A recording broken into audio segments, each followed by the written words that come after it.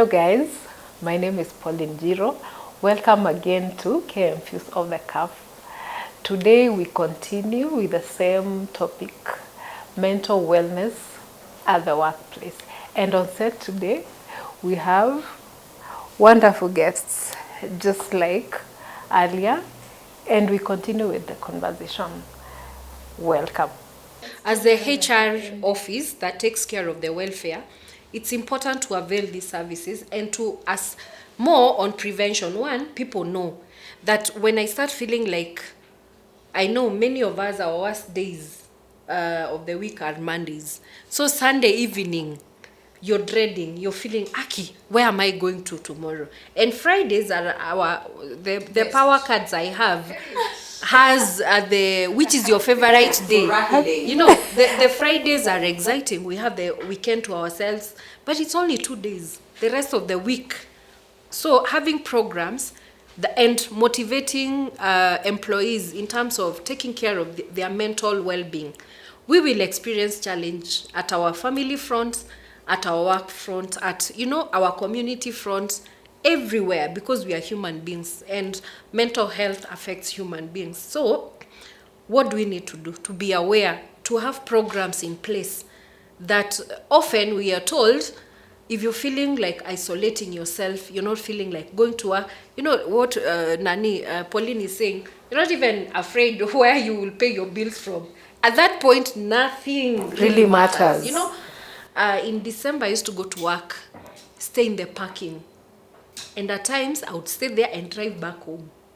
And if no one calls me and asks me where I am, niko tu karibu in such a way, nikiulizwa uko wapi, it's just, ninawambia niko hapa. At times, I'll go and work from Java because I had realized I could trust no one. Everything I say is used against me. You. They're even looking at the time nimeingia, what am I doing, those small things. So having programs in place within the workplace that can really support an employee, including our own homes, because we also employ. Workplace is everywhere.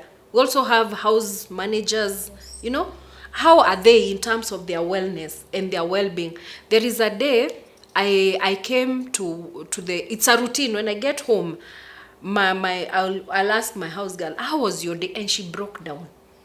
And she told me, can you imagine my girl who is in Form 4 already has a boyfriend. My mother is aware of it. Ata the boyfriend anakuja home anapikiwa na mama yangu. So she was in this space of turmoil. Do you know tuliongea mpaka 2 a.m. Nikimwambia, you have done your best. You've paid school fee for this girl. You've done your best. Now, let's work. What can you do? Can you go home tomorrow? Kwa sasa hizi ni stories umeambiwa. You go sit down and process. Akaniambia sitaenda kesho. Nikifika huko kesho, utakuwa vita. Problems. So nikamwambia, okay, plan on Sunday, you just go. Tell your daughter you're in Form 4. Now that you have a boyfriend, getting another child. Mimi nilikuzaa nikiwa kwetu. So I'm saying it's not only for our employers, even for us who have employed people within where we work. People, nilikuwa naambiwa na my friend, the house girl died by suicide kwa nyumba yake. Problems of this world. She came in the evening and the girl was hanging. And it's the kids wenye waliona.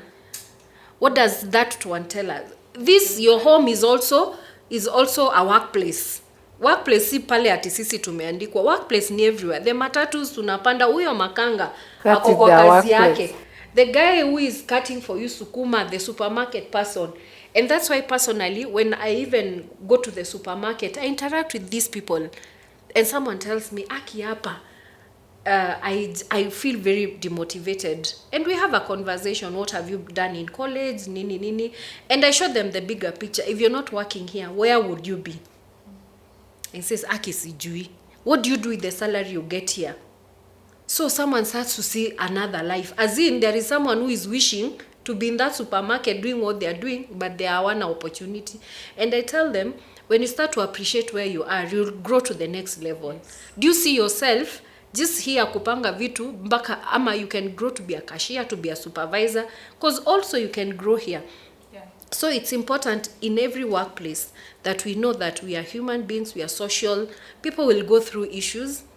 Many people will tend to even attempt suicide or die by suicide within the workplaces.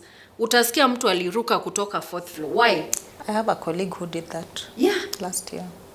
Very unfortunate. But you'll hear people say, tulikuwa tumeona.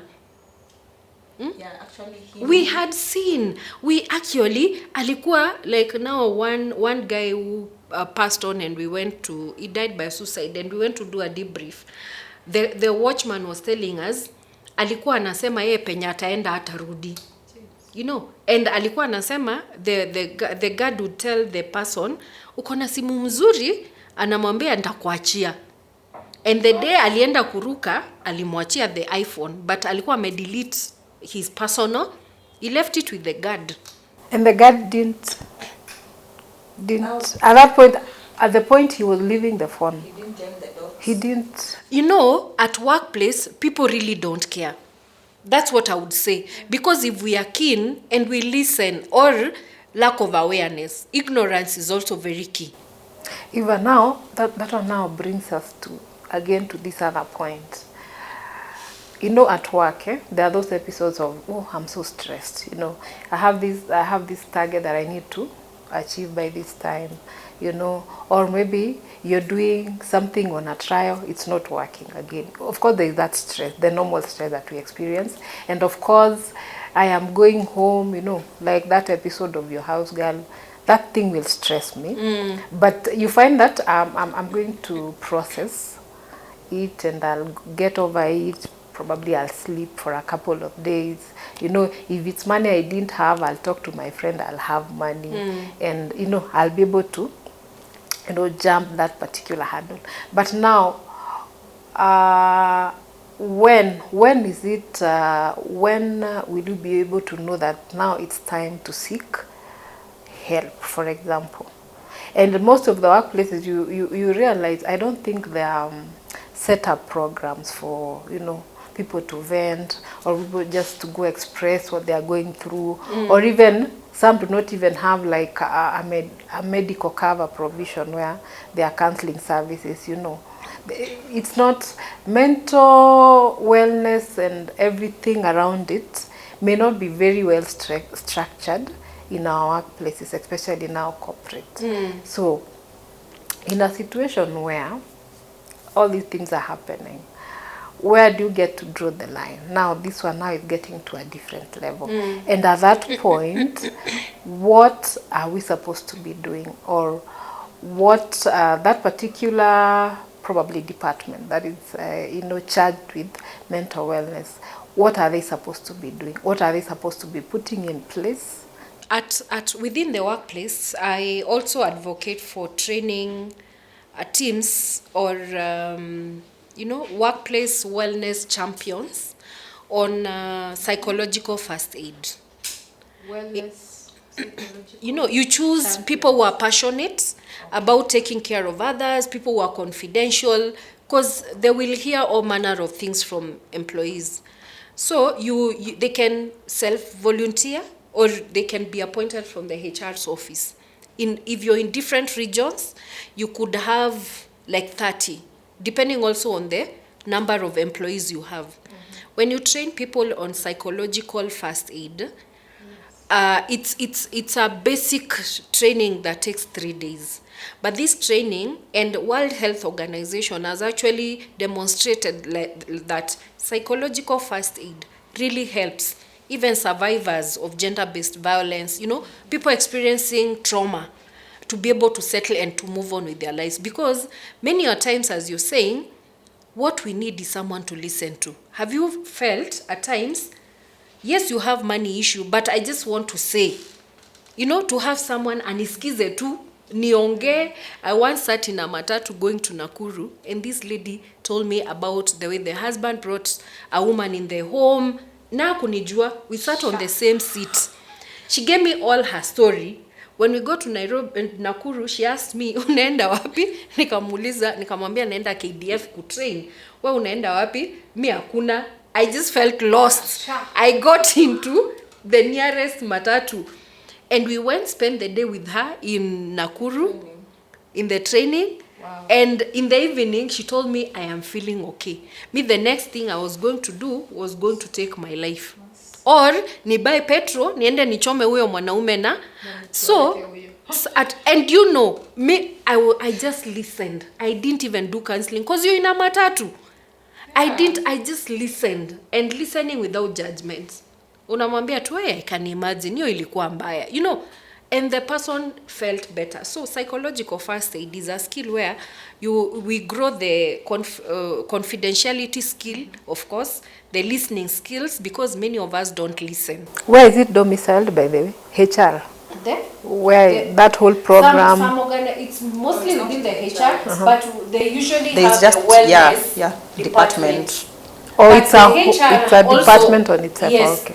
But you work in collaboration. The The HR HR. being in charge of the welfare, it's a big component under them. Actually, some institutions within the wellness, without the wellness department, they squarely, it's the role of the HR. But like us, we have a wellness Yeah, department. or safety, and in some institutions it's under safety and health and some things.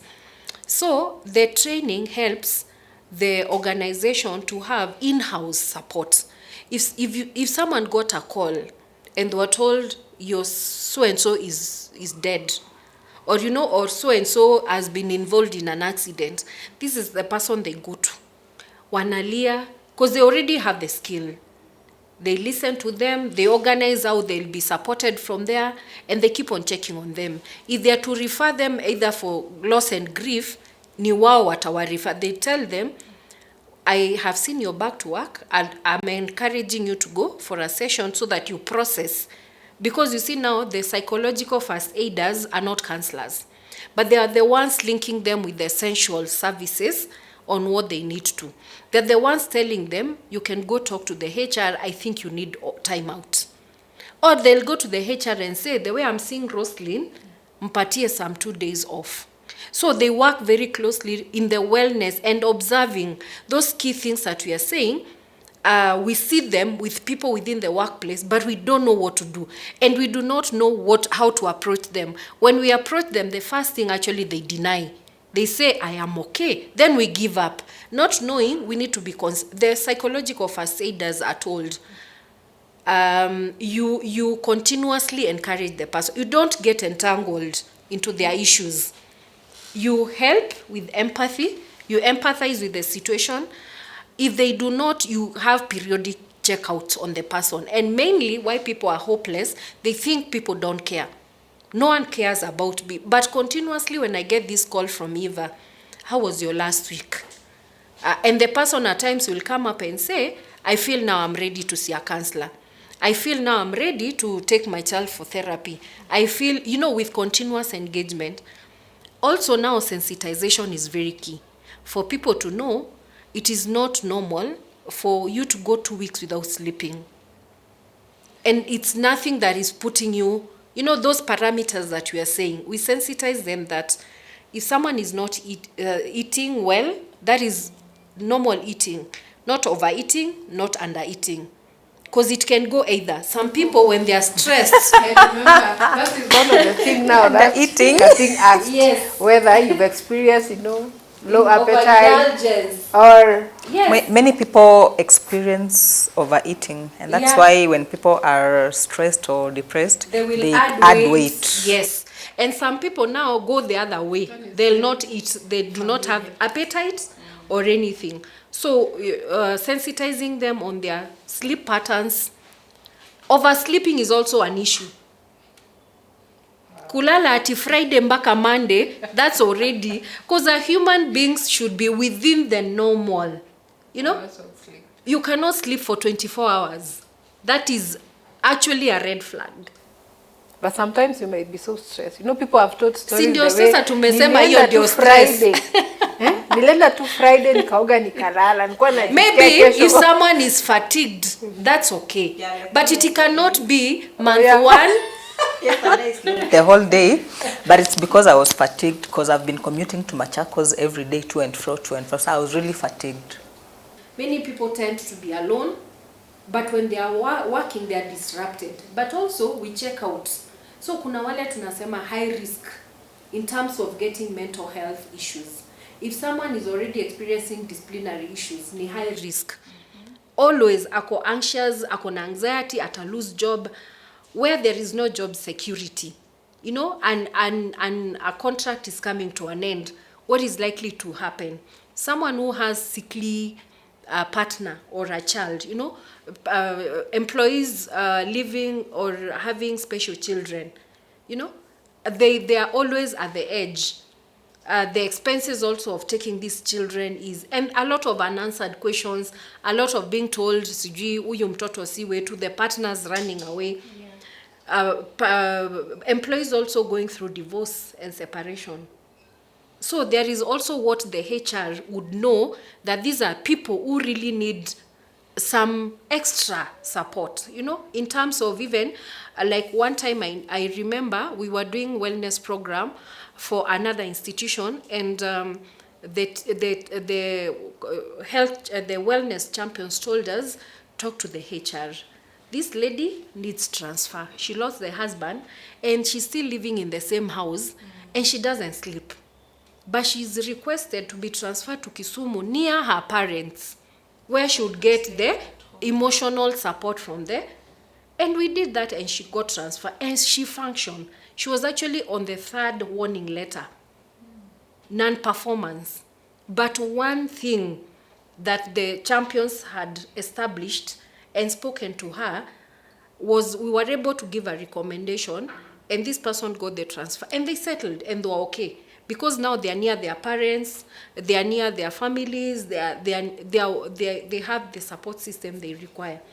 So there are these very key people that within an institution that could be also newly employed staff. They take time to settle in, and they really get frustrated at times. They are seen as threats.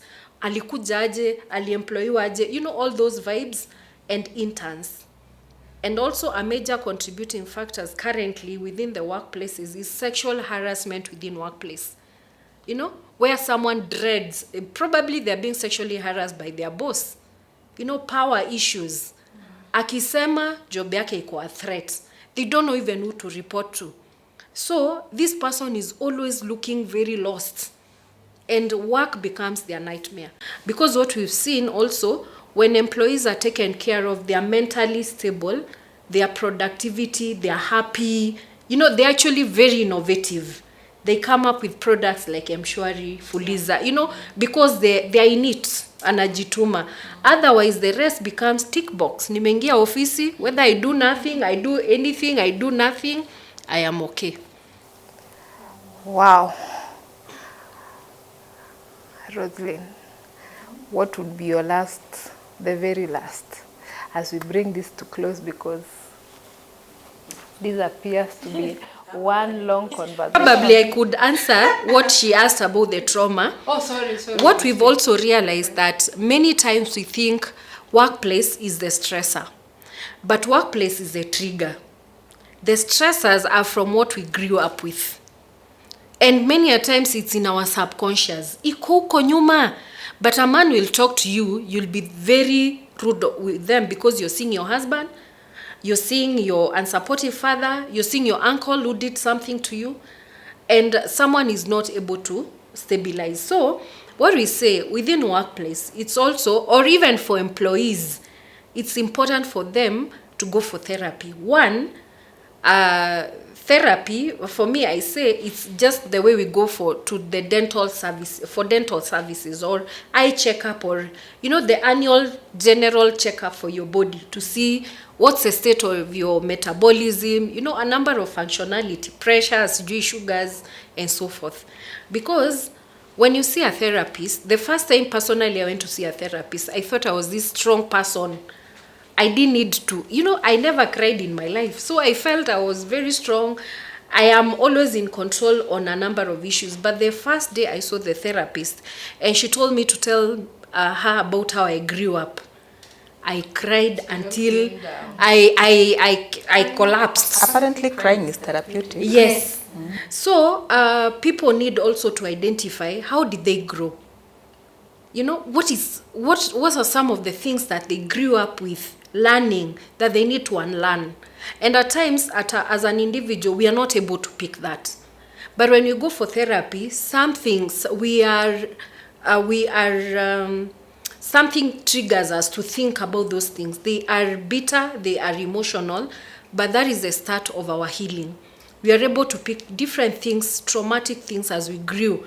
Even things that happened to us in our previous workplace. We carried the baggage to these other. So if we need to unpack who we are, self-awareness is very key.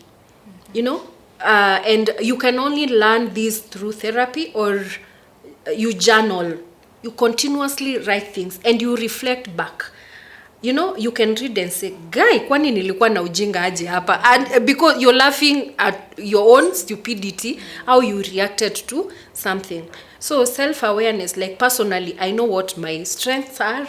I know what my weaknesses are.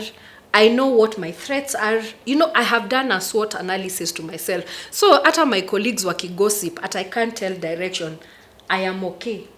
Even when you tell it to my face, Thank you. I don't have struggle. So there's one thing I have to ask you before we finish. We are. It's okay, just take a second. I have an addiction, and that addiction is eating udongo. Like even right now, I'm salivating. You're not pregnant. No, I'm not pregnant. I've had this addiction since I gave birth to my last born, who is 16 years. So I've taken iron pills, I've done anything I could to stop the addiction, but it hasn't. So the doctor tells me that it is in my it's a mental disorder. Until the day I decide in my head I'm done eating stones, I will stop. Is that true? It's not true. Of course, a part of it, like now it's in your mental space, it is very true. My mother alikula mchanga, yeye hata hakuwa anakula hii ya duka, alikula mchanga. I started realizing that from when I came to know myself, you know. And she ate hii ya nyumba za, you know, the soil, The red and one. she would eat that na kunywe maji, and it was, even as we started feeling like it was something good, apparently one day she just woke up and stopped. But alisema it was a struggle. Well, where I'm saying it's not something you can wish, or you know, like this at you get out of it, it's because addiction is a process. The way you came to and wiring that, it's equally a process. And what you get to into now, it's compulsive. It's like it's a must. Your body cannot do without. It's like betting or drinking or you know, where you bet. I'm a forex trading currently. You've lost money, but you're still feeling. Wacha ni redeem na hii dhao mbili, I could get the 10,000 I'm looking for. Ama wacha ni kunywe leo, kesho. You know, it's the body now, and it's as a lot of also body changes and chemicals, because also our mental, we are not just human beings. A lot of chemicals reaction within our brain system. Actually, we are told, or if you read, you will hear, brain ni kama brain, the nini cells za brain ni kama train. Unaona hiyo reli with those two nerves tukienda hivi, responsible for your, you know, your thinking, your memory, many things. When you're in compulsive states, or when you're in a place where you're not able to think straight, do away with those things that you feel you need to do away with, it's because really imepata issues. Sasa iko na a lot of mix up, and that's why at times someone with addiction, you're given drugs, psychiatric drugs, or through a psychiatrist now to prescribe for you treatment, so that you have this nini come back, and you realize, they reverse, you come back to your senses. And that's why for me, I encourage people, when you're told to go see a psychiatrist, it is not wrong. It is because you need to stabilize. I cannot even see you as a psychologist, or you cannot see a counselor when you're in a state where you can't, your waves are all over. But when you're back, now you come and talk. The psychiatrists will treat the presenting issue.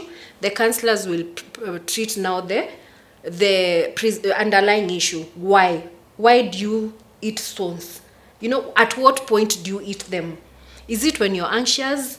Is it when you're pressed? Is it when you're happy? So that you also start to monitor the patterns. Then you start knowing, ile time niko na anxiety, I'll go for a walk, I'll go to the gym. So your time utakuwa na time ya kukaa ukule mawe. So when you identify the patterns also, you're able to do away with, because it's something that you will be able to do away with, but with also time and support and identifying the patterns. Okay. Yeah. Thank you so much. Wow. I don't have a pattern shot. I know you don't have, because by now najua ungekuwa ushaileta. So guys, this has been such a wonderful conversation, so insightful. I hope you've taken notes. I hope you have subscribed, you are liking our socials, and your comments at the comment section. We wish to stop there. Till next time. Bye. Hi everyone, this is Roselyne. So we've been speaking about mental health, and today our guest on set, Evangeline Mukami, has written an amazing book. It's called Scars of a Survivor. It's about her life story, how she was able to go through the stages of mental health. She was able to speak her unspoken through this book, and even how she got through the mental health issues that she was having. So to get this book, you can order it on Amazon, or better still, you can reach me or Pauline, and you'll get yourself a copy. It's an amazing book, and I'm sure once you read it, your scars will be healed and your life will never be the same again. Thank you.